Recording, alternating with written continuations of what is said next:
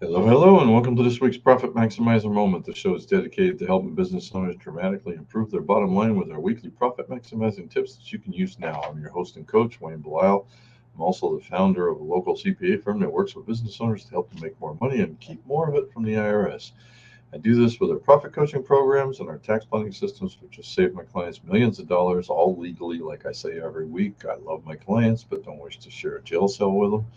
This week, we're going to talk about why it's important that your goals and your your goals and your beliefs match up with the business you're creating. I mean, so that's important because otherwise you're going to sabotage yourself. But first, support for today's show is brought to you by Profit Maximizing Publishing, which published my book, The 90-Day Profit Reset, which shows you how to gain your independence from reduced cash flow, shrinking margins, and an evaporating customer base. In this book, you will find chapter after chapter, idea after idea about how to turn around your business profits from red to black in 90 days or fewer. You can still get this on Amazon. The Kindle version is under $5. Personally, if I find a book I like, this has a lot of this thing's chock full of information. If I find a book I like, I buy it and I write all over it. I'll show you some someday if you come by. Look, last week we talked about systems and how every business you need to kind of set up so that you have a profit building machine. This week's more of a cautionary tale. Let's call it that. All right. Because every manufacturing process starts with raw materials. In a small business, you, the owner, are the raw material of your own personal business profit machine. Every small business owner, though, comes with their own personal goals, beliefs, and reasons for starting a business. And there's nothing right or wrong. They're just different for everybody. Okay. Um, to make, I mean, here's some of the common ones: to make more money, enough money to provide for their family needs, to provide great service to customers, to provide the owner with a certain lifestyle, to provide a great workplace experience, to serve God. Maybe all of those, maybe some combination of those. It's really not that big of a deal. Also, every business owner has, I shouldn't say it's not that big of a deal. There's no right or wrong, is what I mean. Every business owner has specific goals for their business. Some want a family owned business, others want to build a large financial enterprise. Some want to be able to sell their business at some point in the future, others want to pass it to their children. The truth is, there's no right reason for starting a business, and there's no right or wrong goals. Assuming you're not breaking the law, there are no wrong personal beliefs, but there is one major rule, and this is important. Highlight this. It's kind of hard to highlight it, but you know what I mean. Listen to me. Your business must support your goals, beliefs, and reason for being in business. The actual business that you build and all of processes you put in place and all the systems you put in place must support your goals, beliefs, and reasons for being in business. If it doesn't, my experience shows that you will find a way to sabotage your business success. I've done it. Not only my experience, but I've seen other people, I've done it myself. That is why it's so important for you to write down in detail your business goals, your reasons for starting your business, your core beliefs, and how your business should be run before before you start the work of documenting your profit machine. Your core beliefs and business goals must be reflected in your systems.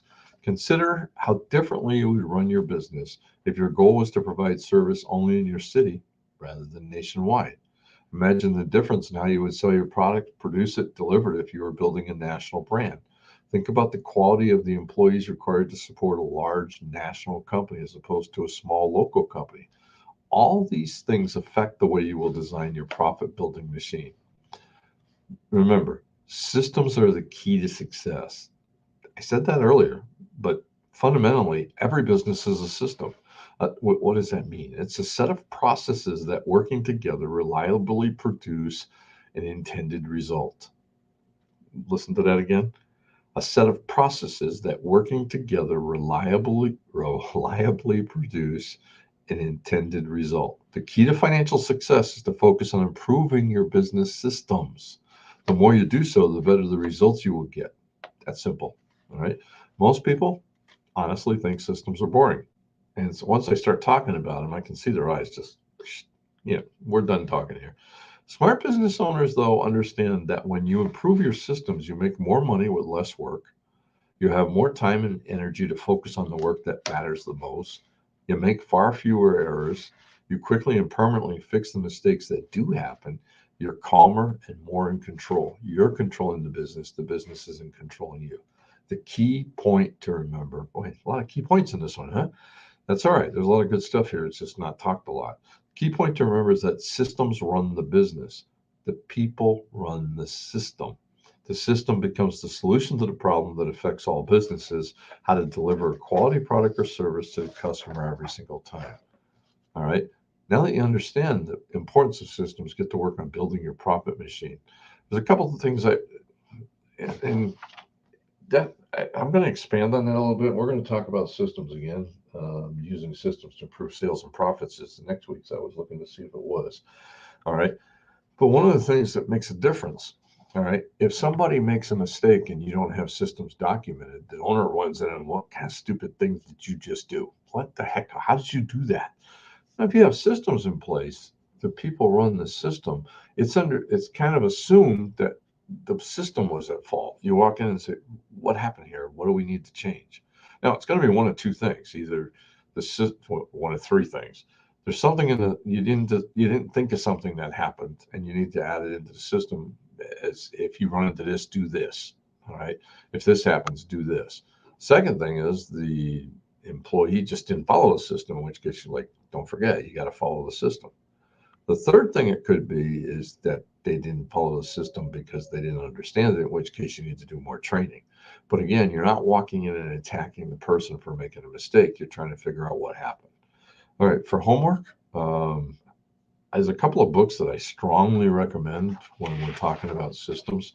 The one I talked about last week, The E-Myth Revisited, Why Most Businesses Don't Work and What to Do About It by Michael E. Gerber. That's a book from 1995. So it's a while back, but it's a classic for a reason. Second one I would get is Work the System, The Simple Mechanics of Making More and Working Less by Sam Carpenter. That was came out in 2011. Both of those are, I think, should be on your bookshelf. It's that simple. Hey, and yeah, I know we all hate systems, so I'm going to spend some time on it though, because they're you want the business to run you, or do you want to run the system? And 2 weeks from now, I'm going to be talking about easy ways to document your system. All right. Now, understand this is something when somebody starts going, oh, systems. Yeah, everybody's talking about systems. You have a system. Every business does. If you didn't create it, your employees did or your customers did. Who do you want to create your systems? You. It's your business. Again, go back to what I said at the beginning. The systems you have should reflect your goals, your, what did I say? Your goals and your beliefs. That's the most important thing. And if you didn't create them, how is that possible? Hey, until next time, this is Wayne Belisle saying, let's make this our most profitable year ever. And God bless. And we're in the middle of Lent. If you're a Catholic, go to church, go hit confession. Have a great one. Thank you. Bye.